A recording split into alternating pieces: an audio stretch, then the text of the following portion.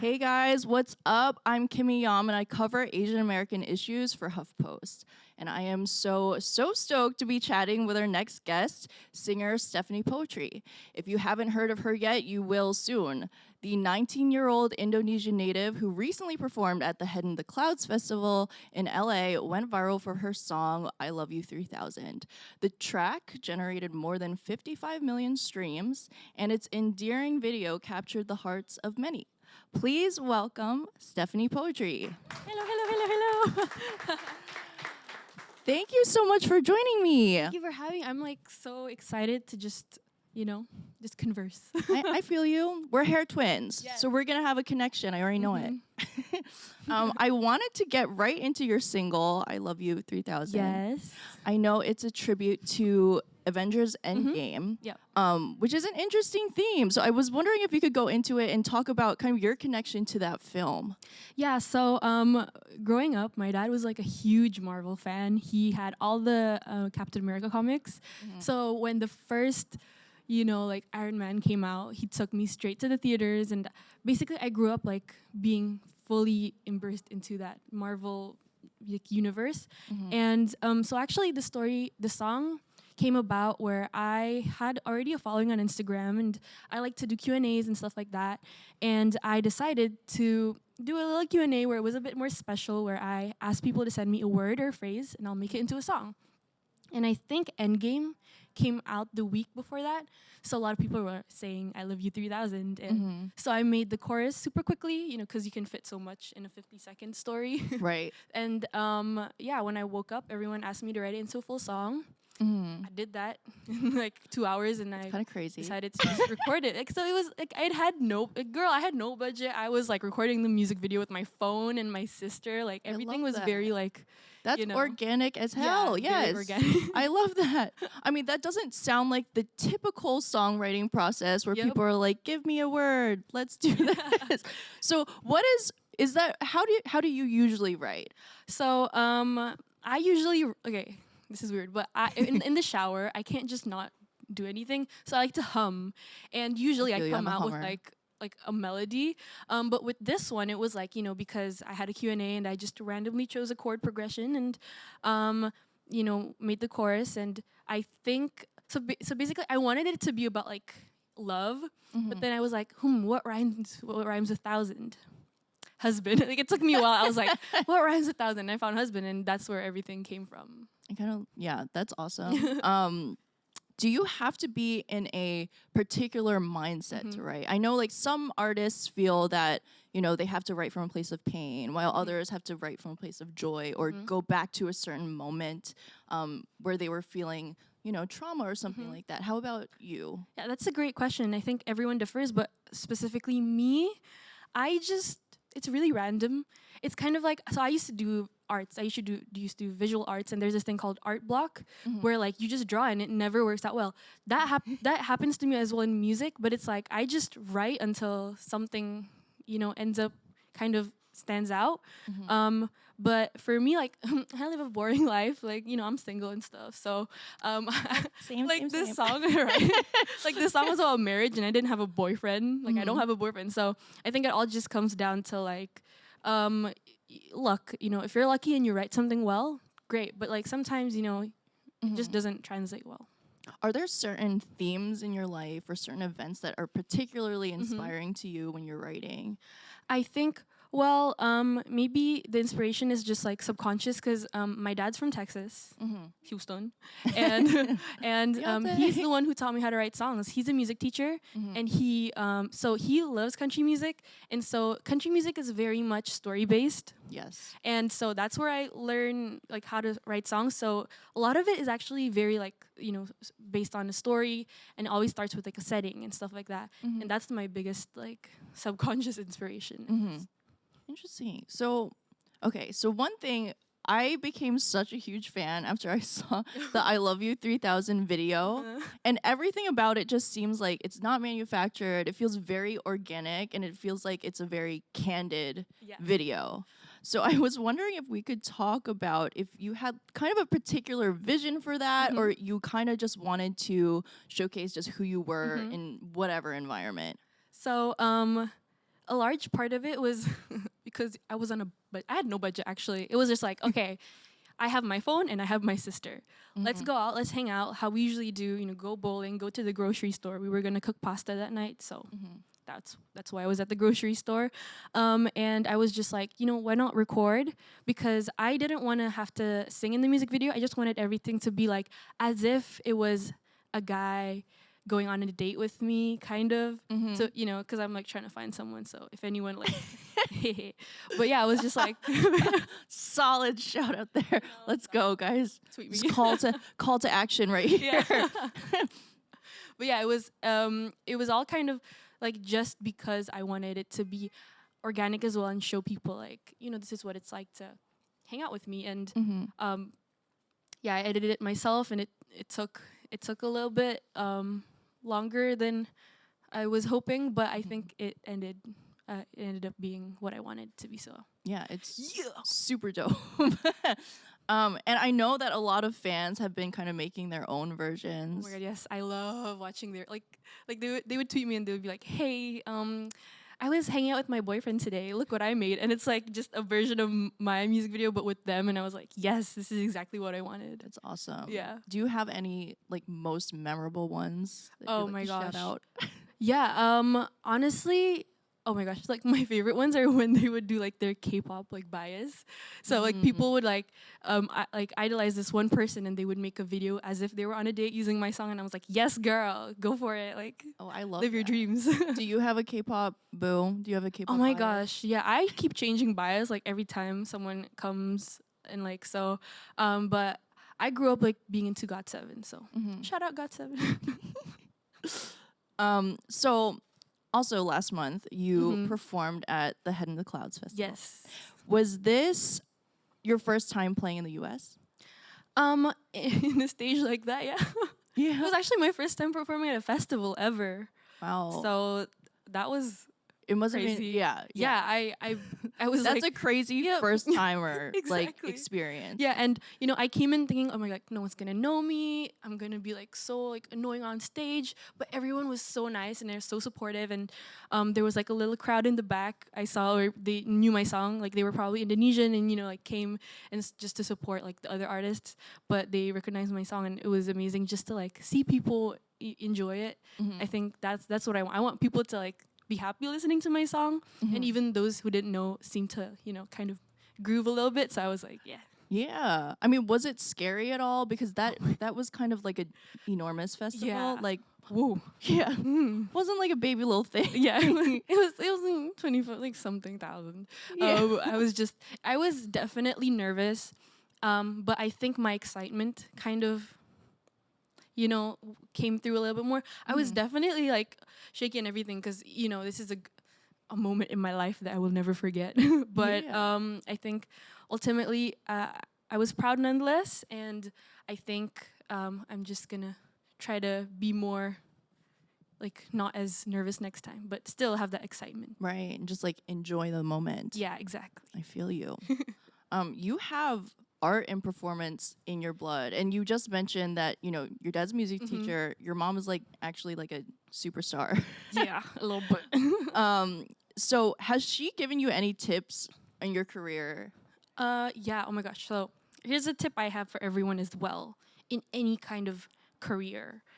I need this. Oh, okay. I need to hear this. Okay, here. Yeah. I'm gonna, you know, like I'm your grandma and I'm telling you Okay. life advice. Okay. So basically, she said, you in any industry, there's like a perfect kind of persona everybody wants to be. Like, oh yeah, I want to be this perfect girl that everyone looks up to and stuff. But people can see that. People can see through, you know, that you're not who you are. And so just try to be the best you can be. And if anyone says anything telling you to be someone else, you know, take it with a grain of salt as well, because, you know you. And so being genuine really comes through. Like, I think that's why my song really reached out to people, was because it was completely me. Like, you know, I got my friend to produce it. It was all written by me, and I had no expectation for it to go anywhere. It was just like, okay, let's have fun. And I think that's why people liked it. So Yeah. be genuine, be kind, be you. Oh my gosh. That was a good pep talk. Yes, if you need it, I got you. That's awesome. Do you? So you are also like a superstar too, though. Oh, In no. Indonesia, you have a lot of Oh fans. no! Oh my Like, gosh! I think it's weird. I don't want to call myself a superstar because ultimately on social media I'm just like people's annoying friend who like post memes and talk way too much. So people follow me for that. And oh my god, growing up being like my mom was like a singer in Indonesia, right? And so growing up and like in her shadow was so hard because people were like, "Do you want to be a singer? Do you want to be a superstar like her?" And I'm like, "No." yeah. Did you feel pressure? Oh my god, yeah. It was like Yeah. everyone wants me to because she sings ballads. Mhm. She's like, "Oh my god, are you gonna sing ballads too? Are you gonna be?" And I'm like, I can't, sisters, but thank you. I'm good making acoustic songs. I can't do that. Yeah. But so do you? So now you're on your come up. Do you ever have advice for your mom? Actually, yeah, because here's okay. My advice is more just like chill. Like, she has a very prominent style. She out here like with her cool fanny pack and stuff, and yeah, she's like flexing. Is mom a hype beast? Oh my gosh, yeah, She's a hype beast. she's a hype Okay. beast, honestly. Okay. And I think my advice would be like, a lot of it comes down to, hey mom, I know you're like flexing, but like comfort is key. And like she's all about like, she's on the airport with like high heels and makeup. And I mean, ultimately it's probably because like, if people take pictures of her, she just want to be ready. And I'm like, mom, hey, you be genuine, be you. I'm like, it's okay to be chill. That's probably the only advice I have for her. Everything else, like she's doing super well with. So. Yeah. Well, that's solid advice. We can all, comfort is key. Yeah. Right? That's why I'm here with pants and stuff. I mean, this is the first thing I said when I saw you. I was like, I'm very jealous of this outfit right now. Yeah. I just got here from the train, so like on the train, I'm like, yes. Yeah. My pants. Very like great for any environment, honestly. So you talked a little bit just now about kind of the pressures of being, like in your mother's shadow, and then now that you have your own following, and you're only 19. So, what are the best and worst parts of kind of growing up in this environment? So, honestly, there's more positive than there are negative, and ultimately she's the one who inspired me to write songs, and I think the only reason I can do everything myself with I Love You 3000 was because of her. She knew the studios, and she knew these people that I can get help from. So I come from a very like privileged place in terms of music. I want to tell everyone you can do it, but it's also like I can't say that to everyone because I had like these kind of pathways made for me when I grew up. So that was like the positive, and she also has a lot of life advice to give to me. Like there's so many things that she told me that I'm like, okay, good, because then I won't do that mistake. But the negative is more like people expect me to always represent her. Growing up, you make mistakes, especially online or whatever. Thank God I haven't done anything wrong, and I think so. But it's like there's pressure to always be good because anything you do bad Is there forever. Yeah, it's gonna affect her as well, especially on the tabloids. Like Indonesia is still into tabloids, and like if I do something wrong, people aren't gonna say Stephanie Poetri. People are gonna say my mom's name is Titi DJ. Titi DJ's daughter did this, and so it's gonna reflect on her, not just me. So I'm always like trying to be like, yeah, but Yeah. it's a great lesson because then it's like, okay, you have to be a good person, and if you're a good person all the time, then you're not gonna. Exactly. Yeah. Yeah. So in the U.S., we're now just starting to hear your name around these parts. Parts with your Texan accent. So what do you want people to know about you? Ooh, okay. I want people to know about me. I like turkey bacon. I mean, I do too. Yeah, right? That's a good one. Right? That's a good You one. And honestly, I just want to make people happy. I feel like I came into music. I was gonna do psychology before. I was gonna go to. Okay. I keep saying uni. Apparently, you guys don't say uni here. Uni like university. College. Oh, college. Yeah. Okay, I was gonna go to college. Thank you. I like that. But I was gonna take psychology because I wanted to be like a life coach. I wanted to help people, basically. But when I got into music, I realized music can make people happy as well, and I think it can even reach a larger audience. So I just want to make you happy, and if you like anything I like, please like tweet me or comment anywhere. Like I love seeing, and replying to people. So shout out Yes. myself. I was gonna go on to like a rapid fire round, but since we have like both have twin hair, Oh, yes. I need to ask you about your hair first. Mm-hmm. This is like, so how do you get it like Garnier Fructis commercial level hair? Like I need to know. Oh my gosh. I need to know what you're doing up in here. All right, so the backstory is I had Dora hair growing up. Okay. A lot of people did. I feel like, that like Dora, like Every Asian had Dora. yeah, hair. right. It was like we all wanted to be Dora. And then I grew it out. But then in like 9th grade, I cut it short, trying to be cute or whatever. And then everyone was like, it's great. And then the moment it started getting long, people were like, oh my God, thank God, you looked so bad with short hair. And I was like, you lied to me? So I was like the whole time, I'm growing it out as fast as I can. And I used to play soccer. And apparently the sun burnt my ends. How does that even work? Like, I thought you were giving us life. Why are you hurting me like this? But yeah, and so I just cut like a little bit every month, like an inch or two. Oh, I feel that I do that too. Right. Just to keep it like Gotta fresh. keep it pure. Yes. Gotta keep it pure. Gotta keep it fresh. But like, I think the best thing I put money into was conditioner. Oh yeah, Right. same. I didn't use conditioner growing up. And then I was like, ooh, what's this? It's always next to shampoo. And I tried it and I was like, oh, this is nice. The thing next to shampoo is super dope. Like it does things. Right, It really puts in work for our hair. And like let it stay in your hair for a little bit in a bun while you do other things. And then like at the end you just let it be, and it's wow. Yeah, exactly. Amazing. Conditioner, shout out. Yes.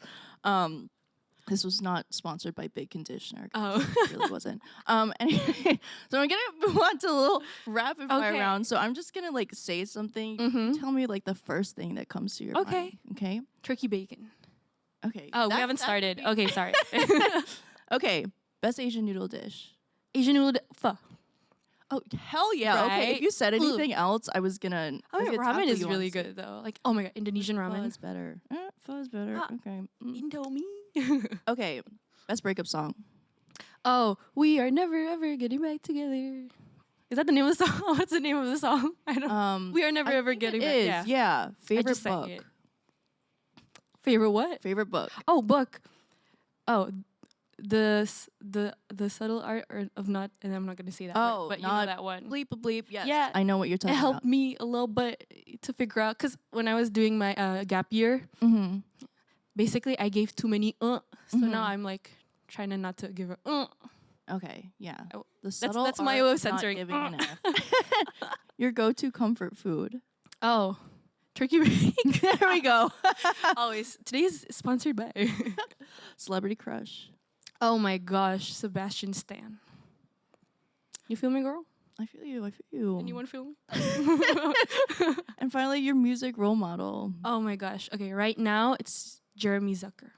Jeremy Zucker. Yeah, come through. Come through. It's a great Came through. Like it did come yeah, through. yeah. Okay, awesome. I think we're gonna take some audience questions right now. We have one in the back. Hi. So you said you were a visual artist, and I was just wondering what other visual artists inspire your music, or just you as a visual artist? Yeah. Oh, thank you. Oh, that's an awesome question. Yeah. So I did visual. I didn't take music in high school. I took visual arts, and I know this is like super like okay, everyone likes Pollock, but I was like a huge fan of Pollock, and like that kind of like messiness inspired the messiness in my life. And I think I really like using visual art as an inspiration. Sometimes I make songs by thinking, oh my God, I would love to have an album cover like this, and then I'm like, oh, you know what song fits that? Like I thought about like, oh my gosh, I could have like a glitchy kind of album cover, and the song could be called Virus, but it's actually about sickness. Okay, Yeah, I don't know. feel I make that. no sense. So but you're working backwards. Like you get the A little visual bit. first. Yeah. Yeah, that's awesome. I like that question a lot. Thank you. Okay, we have one more question. Hi, what would be a dream collaboration for you? Ooh, thank you. Okay, I'm gonna use this to be like, hey, shout out anybody. I would love to do a song with Bazzi.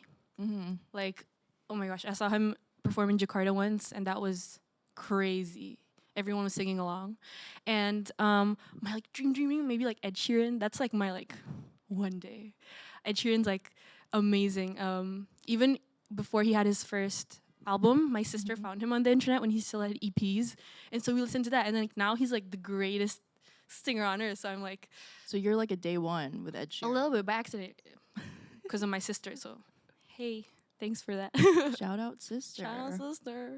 I think that's all the time we have today, but thank you so much Yeah. for joining us, Stephanie. Thank you so much. This is really fun.